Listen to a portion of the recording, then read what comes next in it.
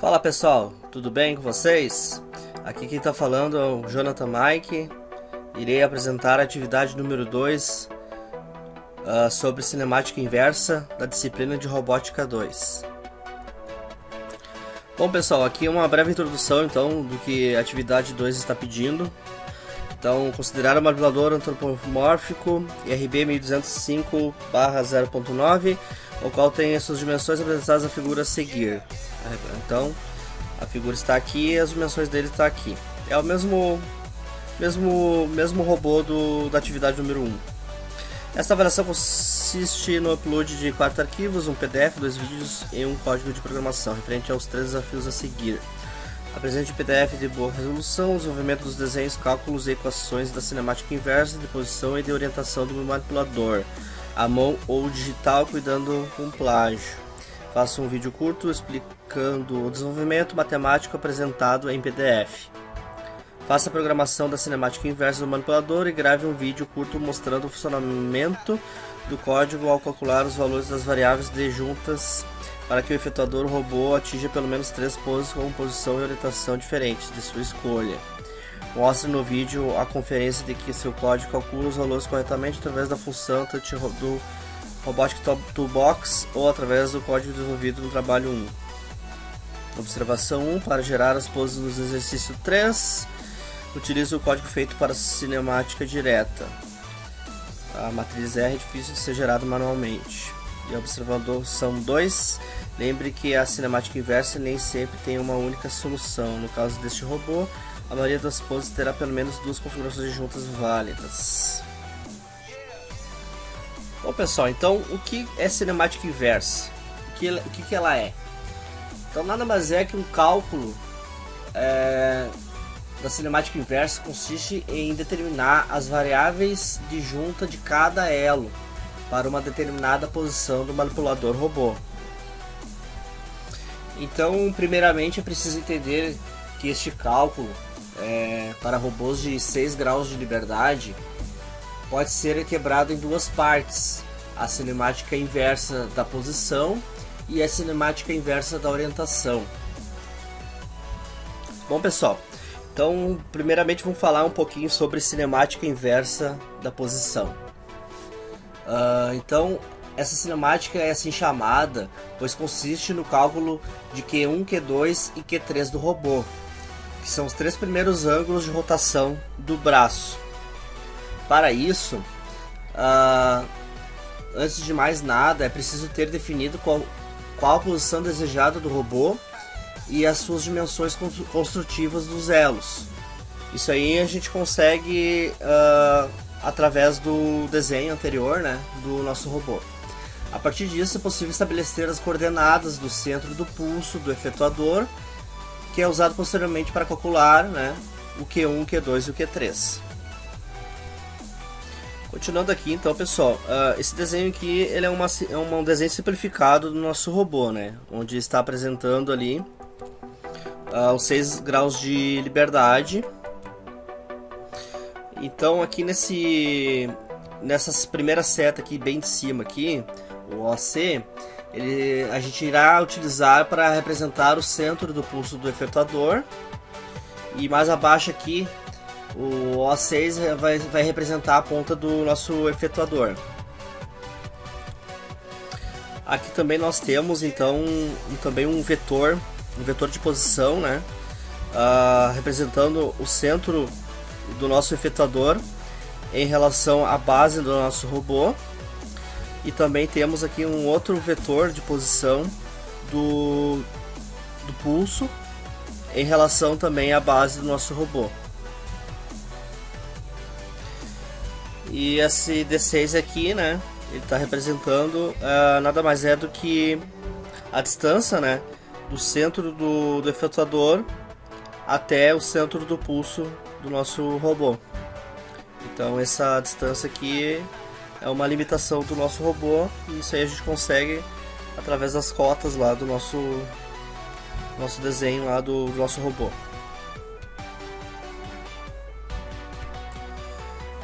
Aqui então pessoal, nessa parte aqui eu vou falar um pouquinho dos cálculos, né, que a gente vai realizar a implementação, né.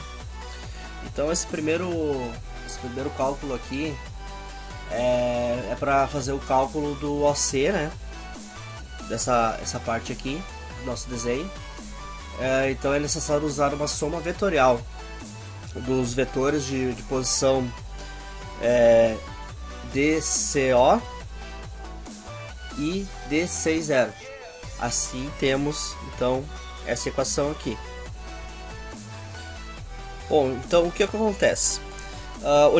Olhando a equação e comparando com o nosso desenho, então a gente tem dois vetores aqui, né, de posição, né?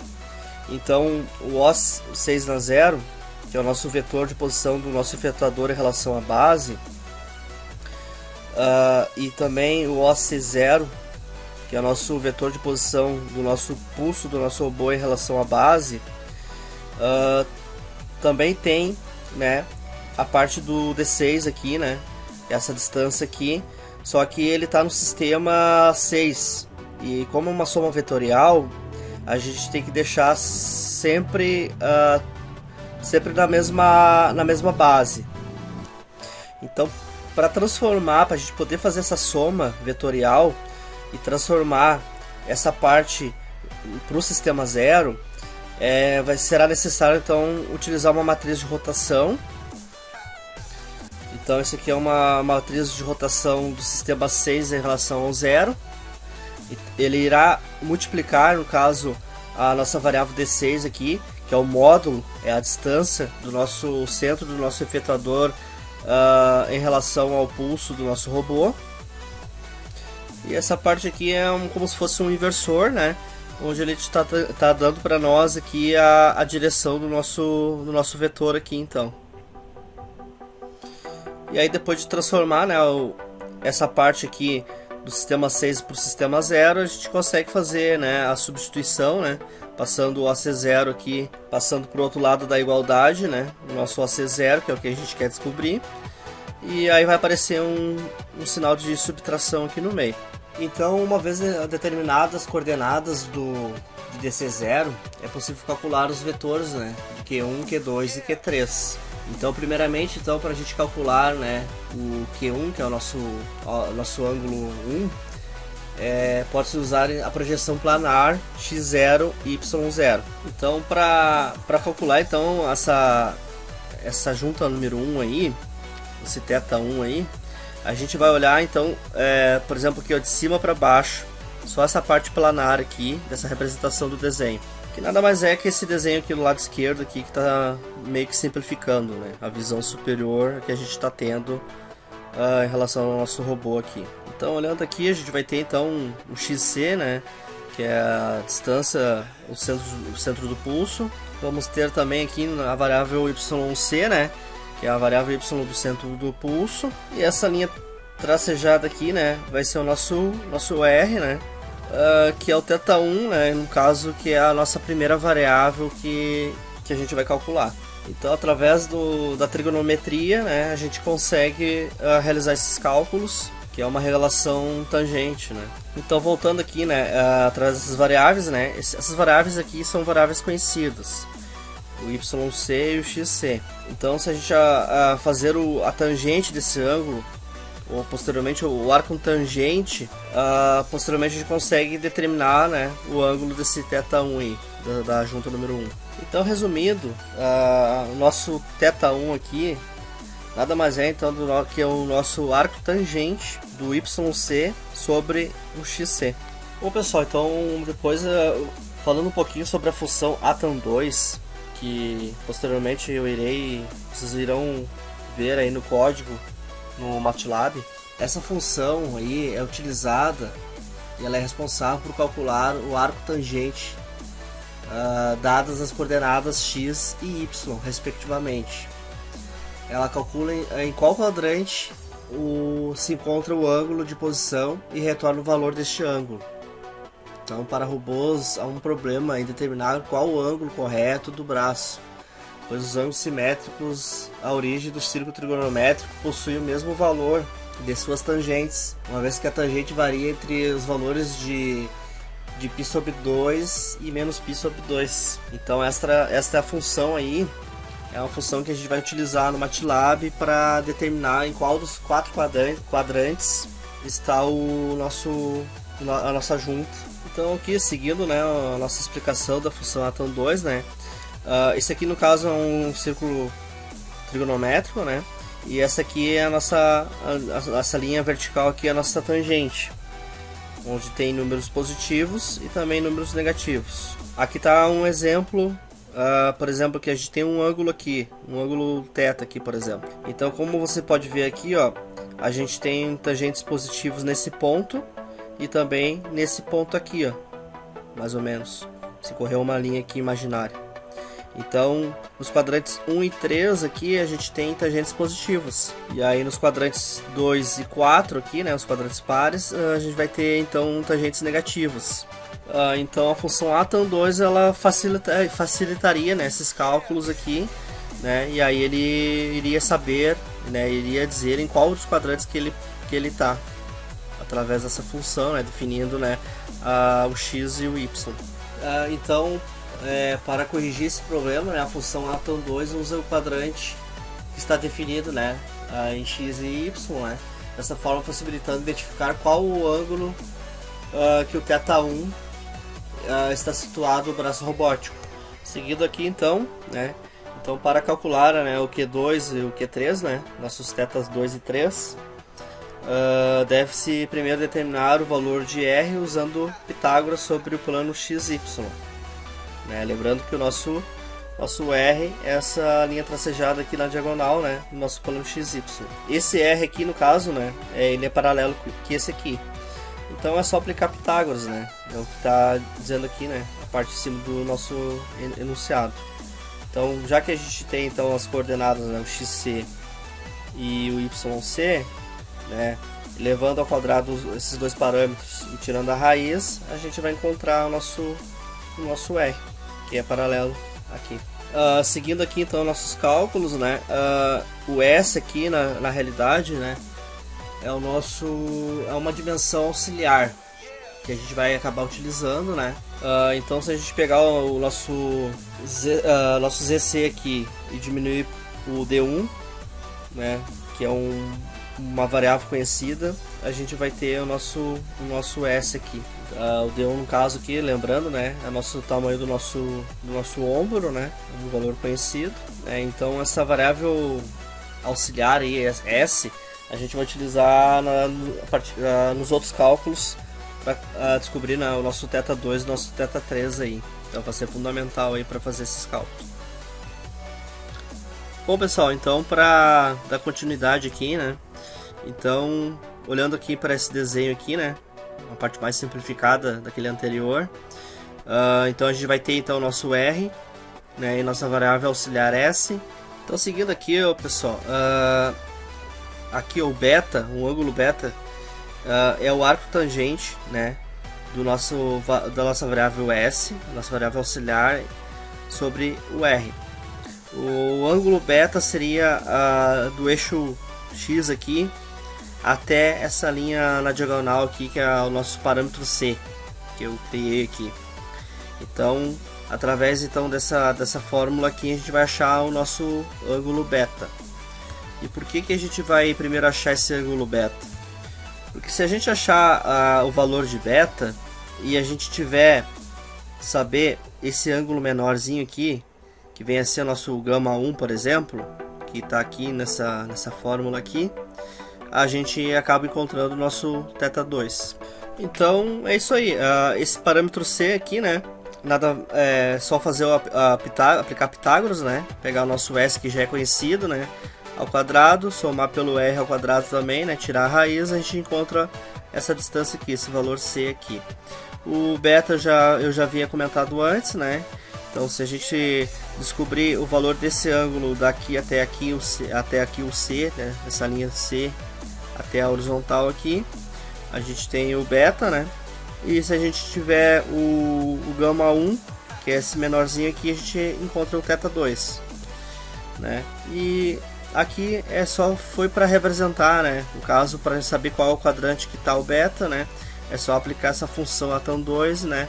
E colocar os valores de S e R. Como é que a gente faz para achar então o ângulo do nosso gama 1, que é esse ângulozinho aqui, ó. Então é o que a gente primeiro vai calcular então o A2 ao quadrado, né, que é esse nosso amigo aqui. Nada mais é no caso que o C ao quadrado mais o A1 ao quadrado menos 2 vezes o A1 vezes o C vezes o cosseno do gama 1. Então, isolando o cosseno de gama 1, vai ficar essa divisão aqui de variáveis.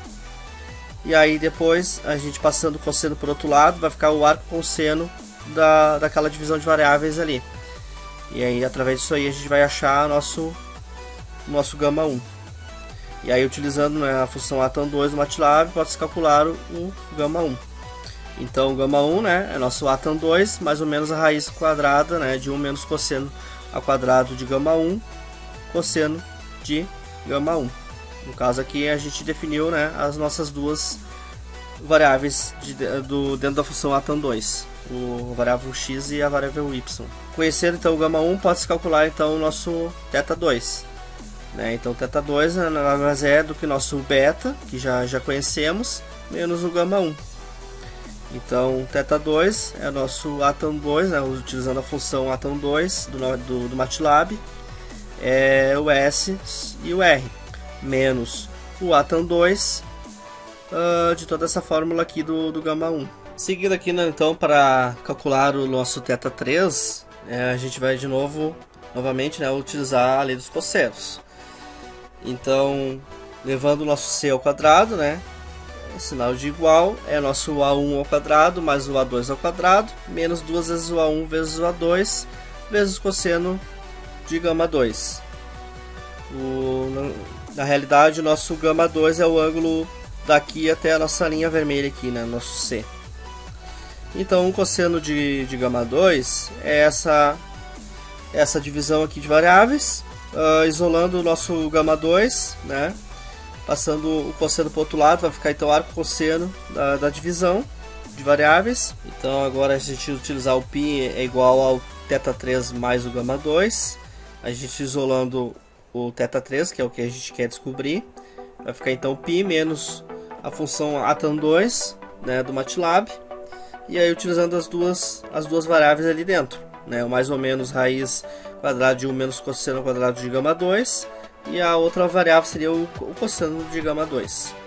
Então, assim como o problema da tangente que é enfrentado pelos robôs industriais, há também a mesma ocorrência para valores de cosseno.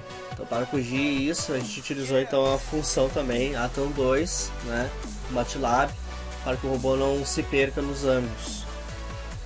Então, dessa forma, encontramos o valor das três primeiras variáveis de junta.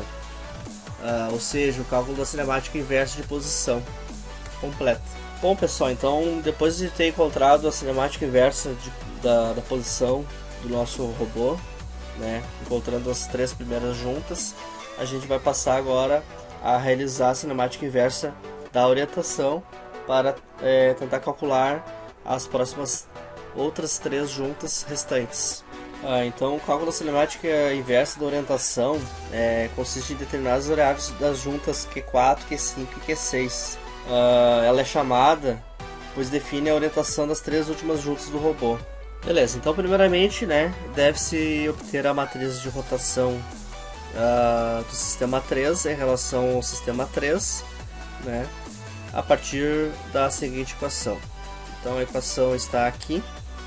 Então a gente vai obter então a matriz de rotação do sistema 6 em relação ao 3. Então o que acontece? Então a gente tem aqui então três matrizes, né? Então o R6 de 0, né, é a nossa matriz de rotação do efetuador do robô, né, do sistema 6 em relação ao sistema 0, né? A gente também tem uma matriz de rotação da terceira junta, né, em relação ao sistema 0. E também temos uma matriz de rotação, né, do nosso efetuador em relação ao centro do nosso pulso, que é o sistema número 3. Então, se a gente realizar uma multiplicação de matrizes, né, dessas duas matrizes aqui, a gente vai encontrar a matriz de rotação do efetuador do nosso robô, do sistema 6 em relação ao sistema 0. Então, seguindo aqui, né, a matriz de rotação do efetuador do nosso robô, que é essa matriz aqui, ela já é conhecida, pois ela é oriunda da matriz H, que contém as coordenadas da ponta do nosso efetuador. Junto dela temos a matriz da terceira junta, que é obtida pelo cálculo da cinemática direta, que foi visto na atividade número 1, né, na atividade anterior. Então basta só isolar a matriz desejada, e aí no caso aqui a gente vai isolar, né, a nossa matriz que a gente quer descobrir. E antes de realizar esse cálculo, aqui eu coloquei a fórmula, né, no caso, para obter a matriz de rotação da terceira junta, né. No caso a gente já havia calculado na atividade número 1, né, e essa fórmula aqui. Essa parte aqui a gente já viu anteriormente, né, mas eu vou dar uma relembrada para a gente achar então a matriz homogênea do sistema 3 em relação ao sistema 0. Nada mais é, no caso, que a gente calcular a matriz homogênea do sistema 1 em relação ao sistema 0, vezes a matriz homogênea do sistema 2 em relação ao sistema 1, vezes a matriz multiplicando a matriz do sistema 3 em relação ao sistema 2. Então, fazendo essa multiplicação toda de matrizes, a gente vai encontrar a matriz homogênea do sistema 3 em relação ao sistema 0. Então, calculando aqui essa multiplicação de matrizes, a gente vai encontrar, né, a matriz homogênea do sistema 3 em relação ao 0, que nada mais é do que a orientação e a posição e a orientação dessa matriz. Então, seguindo aqui, né, substituindo os valores, chegamos à determinação do R6 de 3. Né? No caso aqui, que é a transposta do R3 de 0, vezes o R6 do sistema 0. A matriz de rotação 6 em relação ao 3, né?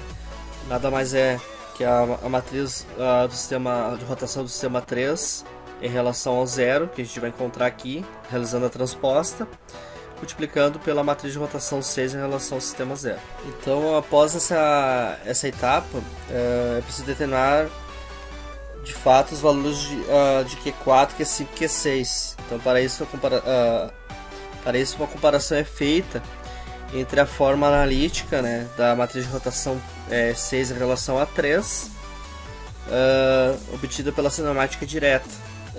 Então, essa é uma análise analítica. Então, por exemplo, para descobrir então, a matriz homogênea do sistema 6 em relação a 3, é uma multiplicação da matriz homogênea do sistema 4, multiplicando então uma matriz homogênea do sistema 5 em relação ao 4 e também do 6 em relação ao 5, né? Então a gente vai encontrar uma matriz homogênea onde vai ter uma orientação do sistema 6 em relação ao 3 e uma posição do sistema 6 em relação ao sistema 3. Bom, então através daquele cálculo anterior, né, ela vai virar essa matriz aqui, essa matriz grande aqui, ó, né, a nossa matriz homogênea do sistema 6 em relação ao nosso sistema 3. Então, toda essa parte aqui dessa matriz aqui é a orientação, né, do nosso sistema 6 em relação ao nosso sistema 3, né, entre senos e cossenos aqui.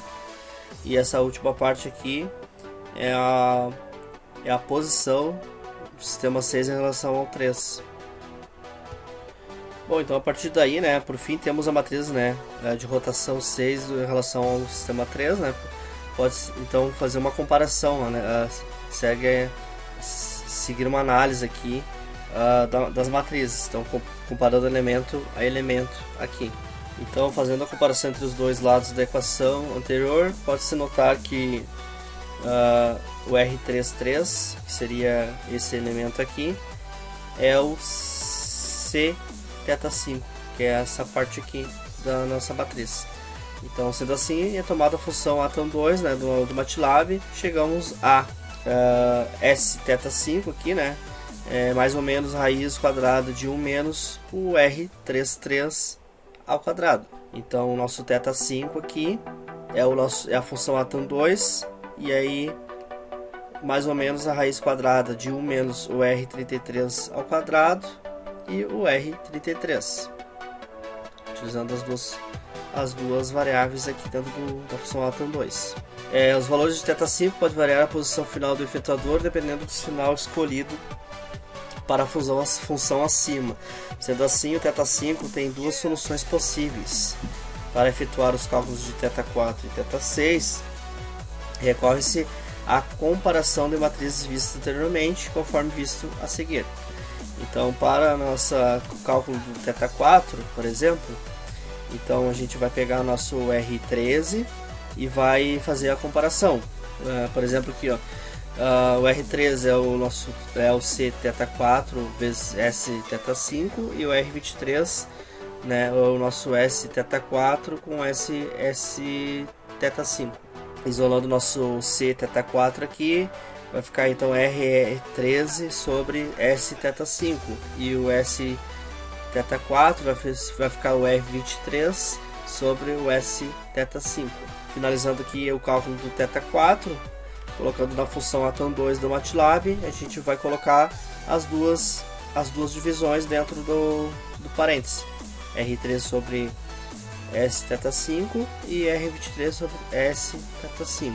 E para o nosso θ6 aqui, finalizando o cálculo, é o R31, né, que é o menos S θ5 vezes C θ6, e o R32, que é o S θ6 com S θ5.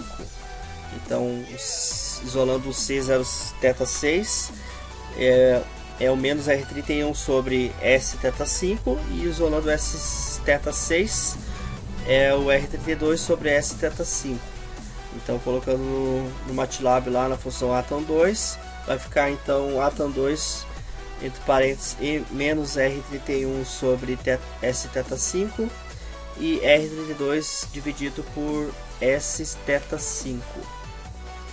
Bom, pessoal, agora passando aqui pro software aqui do MATLAB para dar uma olhada no código para fazer os cálculos da cinemática inversa, né? Anteriormente eu havia apresentado um pouco da parte teórica, aí agora vamos fazer a parte de simulações, né? Então aqui está o meu código, né? No início aqui é bem parecido com a cinemática direta. Então temos aqui a nossa matriz de Denavier-Rattenberg, é a mesma que eu utilizei na cinemática direta. Aqui tem algumas definições, algumas declarações de variáveis, da translação Z, da translação em X e rotação em X, a parte do nosso offset. Aqui foi criado, isso aqui já é uma parte mais nova, para fazer, no caso, os testes contendo a posição do efetuador. Então a gente vai colar aqui, depois de simular no código da cinemática direta, a gente vai colar aqui a matriz homogênea que ele nos dará lá para poder fazer a simulação. Essa parte aqui, no caso, é bem lá no início, lá quando a gente estava calculando os tetas 1, 2 e 3 lá. Então, para definir o nosso D6, no caso aqui é uma variável que a gente conhece, o R6 de 0, o D6 de 0 e o DC 0. Então aquela parte lá no início que eu havia explicado está aqui. Aqui a parte do cálculo do θ1, utilizando a função atan2. Mais abaixo aqui então já é para calcular o θ2. Aqui mais embaixo aqui também é para calcular o nosso ângulo do θ3. Então aqui até o cálculo do θ3 aqui do código é aquela parte da cinemática inversa de posição, aquela primeira parte que eu apresentei anteriormente. Então aqui eu utilizei um laço de repetição, um for, né? E onde eu vou utilizar quando o i for igual a 2 ou e 6, no caso, vai ser utilizado os offset, né, da minha matriz de Denavier-Rattenberg. No caso, que lá no início lá eu tinha definido que era menos π sobre 2 e π, e para os demais casos. Então aqui mais abaixo aqui vai ser o cálculo dos tetas 5, 4 e 6, que é a segunda parte que eu apresentei anteriormente, lá dos cálculos da cinemática inversa de orientação. E agora vamos fazer a parte da simulação aí para ver os resultados. Bom, então indo aqui para o meu código da cinemática direta, eu vou definir aqui então alguns valores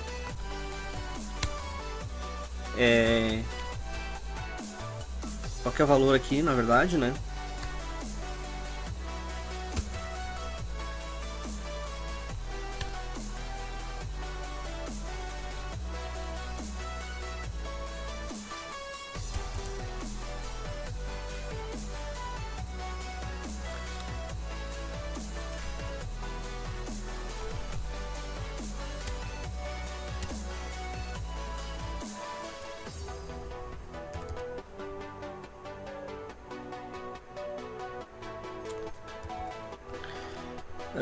Eu vou salvar, vou mandar simular aqui então.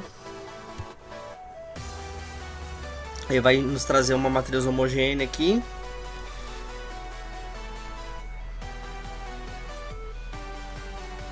Essa parte aqui não vai nos necessitar agora. Eu vou copiar então essa matriz homogênea, essa matriz que nos retornou através do código da cinemática direta. Eu vou colar aqui na matriz para teste, contendo a posição do efetuador.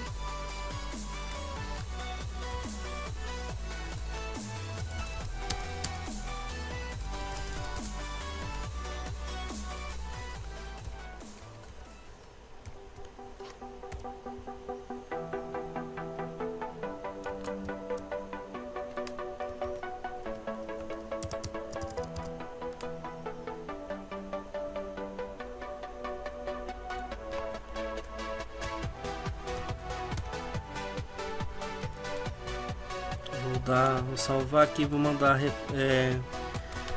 simular. Ele me retornou aqui a matriz dos tetas em graus, né? E aí através desses valores aqui eu vou jogar nos tetas 1 aos 6. Então o primeiro aqui foi 22,99. O segundo aqui foi menos 33, 25, 119, 95, menos 38, 91,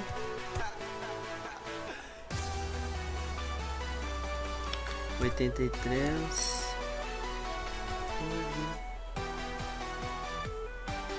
27.